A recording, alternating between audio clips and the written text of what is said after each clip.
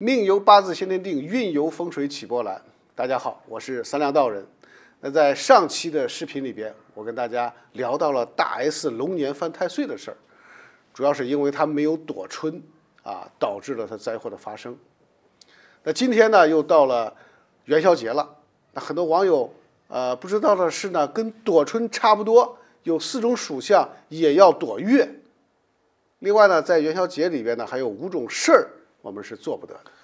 这个道长您不说，这个我也不知道。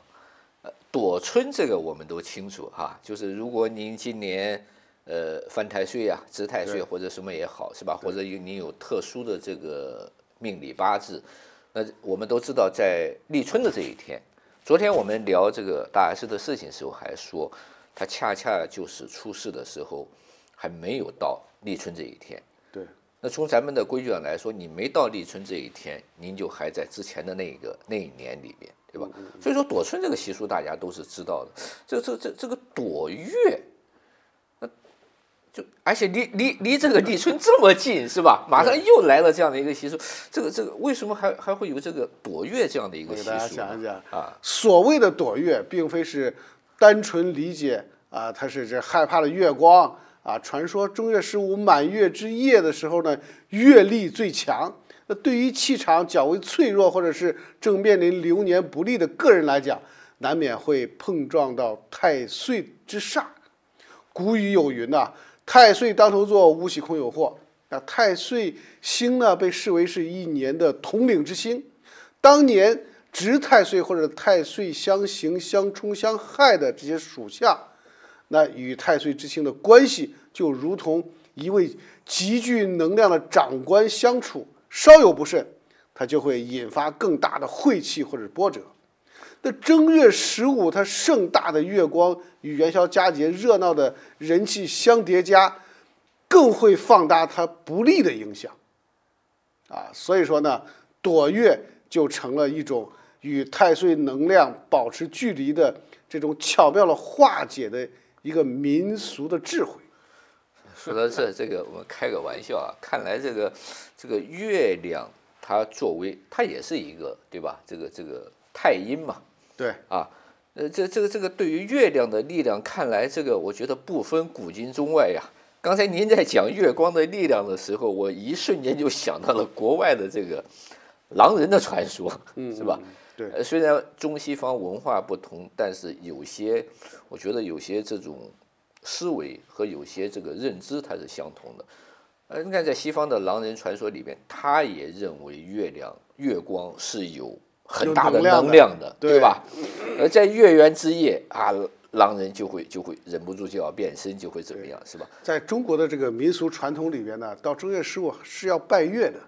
要上供上香要拜月亮。不仅人类拜月，有可能你以前也听说过东北那些仙家很多的，有的狐仙也会拜月。包括那个我们叫黄大仙的对，黄鼠大仙是吧？也会拜月的，也会拜月。他会月圆之夜对着这个月亮吞进去吐出来，吞进去吐出来，嘴里边有那个金色的这个光有的像那个金球一样。我在练功，真看过这些，当时是当做一些传说去看的嘛。所以在东北就您说的这个，在月圆之夜的时候，有一些很大的那个黄鼠狼，我们叫黄大仙，东北叫黄大仙的就是他会像人一样，他会站在那，然后就是看着月亮，对吧？好像就在吐息一样。然后也有人这个懂行的分析说，他们也是在吐息，是在练自己的内丹，练自己的内丹。他吐出来那个金色的金色的球就是他的内丹在月圆之夜，他练这个功，效果是这个成倍的往上增长。也是因为这一天晚上的时候，月亮的能量是最强的，非常大的，非常。所以说，不仅人能感知到，这个动物也万物都能感知到。对，甚至有些这个动物它的感知能力要比人强得多。你看，有时候地震的时候，地震之前人类是没有感觉的，但是那些什么老鼠就会成群结队的，还有蛇鱼也会从水里边跳出来这鸡鸭在乱叫鸡狗在乱叫它动物的这个感知能力要比人要强得多。是的，是的，是的。刚才咱就说到那个，就是月亮的能量很大嘛，啊。对，月亮能量很大。中国的老祖宗啊，他这个经过几千年的这个大数据的积累，啊，他这个天天观察这个星空啊，他就画了一个这个，因为有这个日晷来记录啊太阳的走向、月亮的走向，把这个自然总结了很多这方面的一些经验，所以呢，就把这个正月15这一天呢，这个也是观察到它的能量也是非常强的，所以在这一天有这种犯太岁的这个属相，尽量的要躲月。所以你看，在我们中国的传统文化里边，对月亮还是非常重视的。因为我们的历法就是根据叫太阴历嘛，太阴历对吧？对，我们是根据月亮的圆缺来定的这样的一个一年四季24节气是吧？包括流年呀、命理是这样来的，对吧？是这样的那刚才讲了拜月这件事情，那可能我们每个人他只要信奉的，他可能都会做，对吧？祈福嘛，祷告祈福，这是一件好事情。那躲月这个事情，到底是哪些人需要躲呢？还是说我们都要躲的？那我们现在已经进入了2025年乙巳蛇年了。那一般而言呢，这个凡是与蛇年存在着刑冲克值关系的这些生肖，我们都称为它是犯太岁。那需要格外的注意，在这一年被认为呢特别需要躲月的4大生肖是属虎、属猴、属猪、属蛇。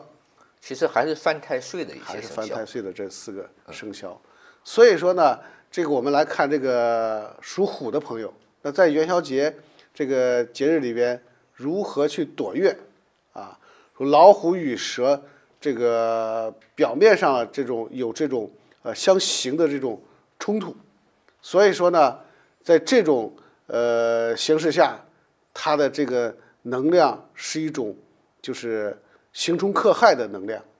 它给人会带来这种困扰。对于生肖虎来说，元宵节的这个繁华与满月强光会加剧它的这个浮躁之气，那使之呢更容易在社交或者工作当中触发潜在的纠纷。那民间的这个躲月观念呢，认为在这一天我们应当尽量的减少夜间的活动，尤其是避免出没于人声鼎沸、灯火通明之处。那如果一定要外出关灯也需要速去速回，不要长时间的驻足在月光之下。那回到家里边呢，可以拉上窗帘，点上一盏柔和温暖的平安灯早点休息。因为生肖虎本身就具备较强的这个阳刚之气，那正好与这个正月15这个盛极一时的月光之间，它这个结合如果过深的话，恐怕会导致身体的这种情绪或者出现这种耗损，那不利于来年的整体的这个运势。就是阴阳都是很盛的情况下。对，所以说呢，这个虎又和猴是相冲的。这个元宵节呢期间呢，可能会有与猴相关的庆祝的活动或者是装饰。那属虎的人呢，避免参与这些活动以免受到负面能量的这个影响。再一个呢，我们来看看这个属相为猴的朋友。属相为猴的朋友呢，这个和虎不同。那生肖呢，猴在25年是刑太岁的，刑太岁就意味着容易发生口舌是非或者是官非纠缠。那元宵夜的广场灯会公共场所它这个人流众多，复杂的人气的强烈的月光交织在一起，像是一把放大的一个镜子一样，那会将潜在不和放大有些生肖猴的人呢，他人本身就性格比较跳跃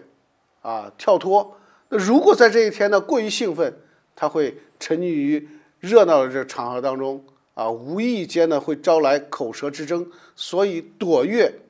不只是他躲这个月光本身，而在于呢为自己保存一份这个清静。适度的减少夜间聚会或者大声喧哗的场合，可以在家中静坐片刻，念念经、读读书，或者是在家中亲友这个小范围的赏灯也可以，避免过度的暴露在人群与月光的强力的交融中。那如果想进一步强化个人这种气场，可以在卧室或者书桌上放置一杯净水，在入夜时候呢，这个分换上这个一份这个红色或者暖色的衣物，穿上一件暖色衣物，让这些小小的仪式帮助自己保持平和的这种心境，削弱刑太岁被外力激活的可能。那其实我们讲的就是说，你本来就像我们昨天在这个分析大 S 的事情的时候是一样的，你本来就处在一个犯太岁这样一个不好的能量场里面，对吧？那你又赶上这个月光的能量最强的这一天，其实无形中也就是说，不好的事情发生的这个几率可能会被放大了，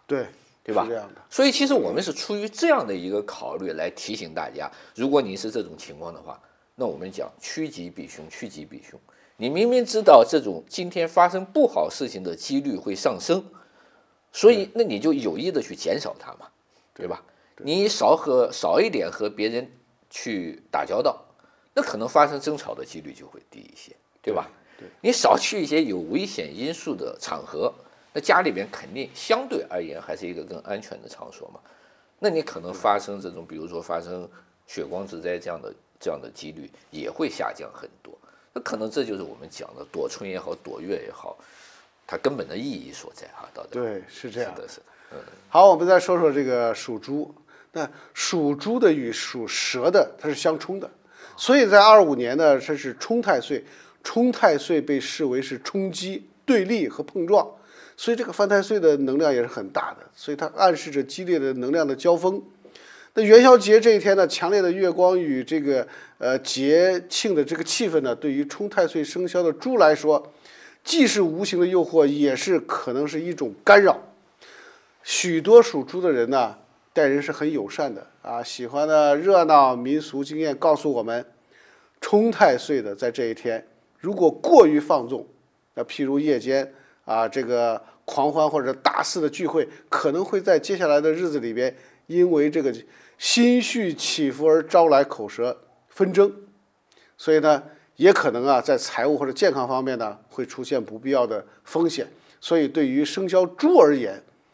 元宵之夜最好他的做法呢，或者是远离喧嚣找一个安静的角落与家人小聚即可。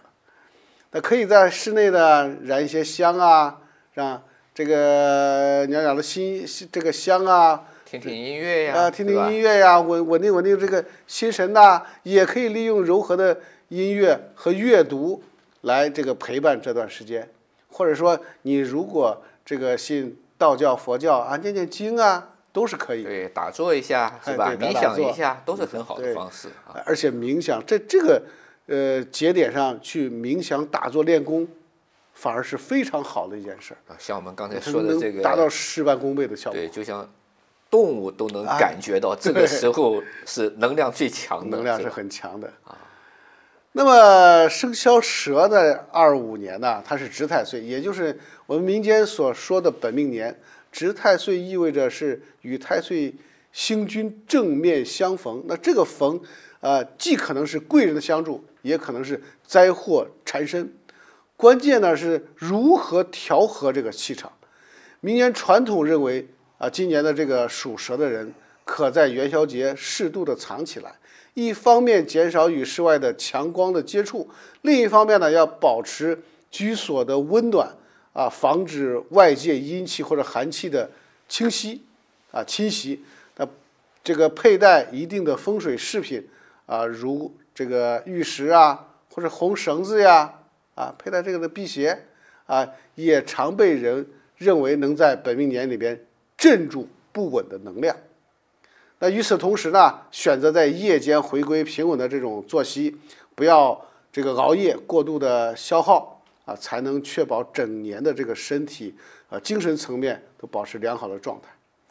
那其实道长您说的这个，我们还是说这个躲月的这个事情。您看道长，我们除了聊一些中国的传统文化之外，我们也很喜欢去探讨一些科学上的事情。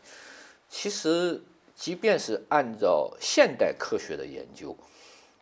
每逢月圆之夜的时候，它其实对万事万物都是有影响的。对，您比如说简单的潮汐，对吧？潮汐，潮涨潮落，在这一天晚上月圆之夜的时候，它的这个潮水是最大的，对吧？对，包括对磁场的影响，磁场，对吧？那根据所以说，即便是结合现代的科学，它也是有一定的道理的。是一定都有道理的。所谓的这个迷信的说法，是因为现代的科学还没有办法去解释这些这个神秘的现象。实际上，现在这些这个暗物质、这些量子力学呀，完全都可以去解释这个你所看不见的这些这个暗的这个能量。对你看不见不代表它不存在，或者说也可能是我们的这些先人。他们已经通过自己的实践观察总结到了这些东西，对，无非那过去的表述，他不可能用到现在的一些名词对，他可能用一些这个神仙呐，那个神仙呐，换一种当时人们更能接受的一些说法，是吧？来理解，比如说他认为月亮的对人的影响很强大，那他就把它虚幻成一个太阴星君呐，对吧？那可能这个先人他认为他的法力很强。那可能就代表着它其实是对人类的，包括对地球对人类的影响力是很大的，是吧？对，所谓的这些民俗都是总结的一些这几千年走下来的经验，现在我们叫大数据。所以说呢，就是在这个犯太岁的年份这些属相犯太岁的属相呢，还是要有一些这个禁忌的。第一，忌争吵。元宵节是一个团圆和美的节日，家人之间呢应和睦相处，避免发生争吵争执任何形式上的这个冲突都可能会破坏节日的和谐的氛围，给新的一年带来不吉的这种预兆。所以说我们在大年初一也好，立春也好，一再就是提醒大家不要打骂孩子，夫妻两个不要吵架，保持一个好的心情，保持一个好的心情，和谐的这个氛围，这样一年才会顺顺利利的。对。第二一点呢，就是要忌破财。那在元宵节这一天呢，人们应避免进行大额的消费或者投资活动以免破财招灾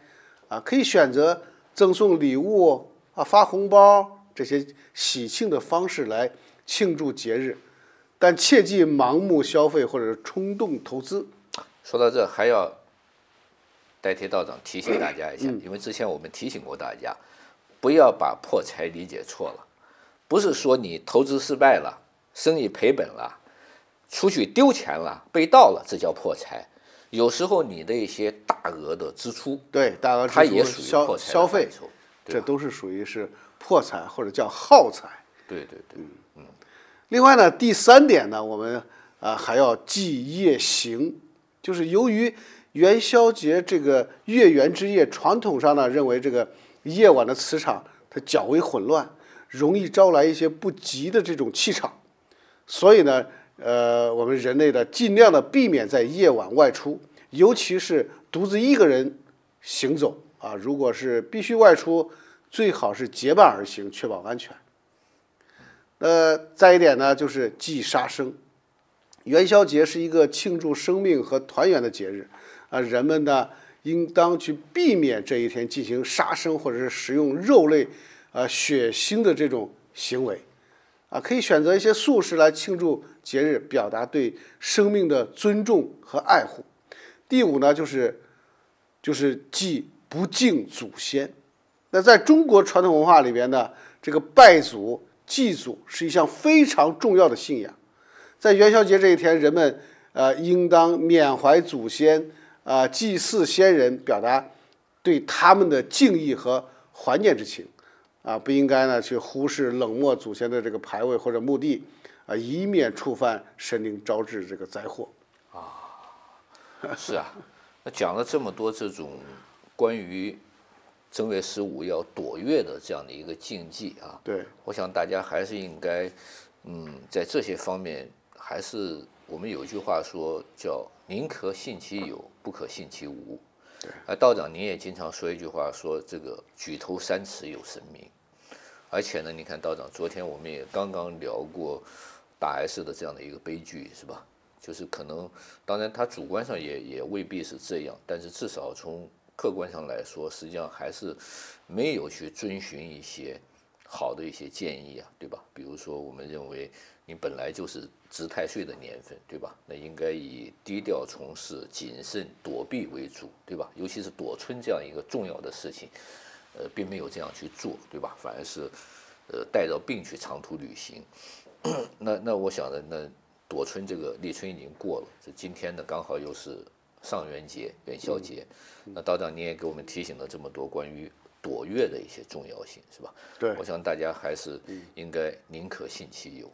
过节嘛，开开心心、平平安安才是最重要的。对，所以说呢，在今年2025年元宵节这一天啊，让我们共同遵循这些传统习俗和原则，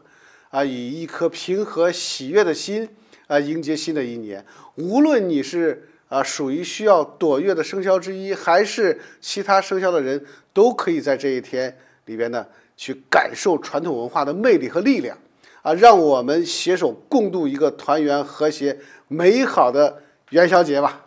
好，祝大家元宵节平安、健康、快乐、福生无量，天尊。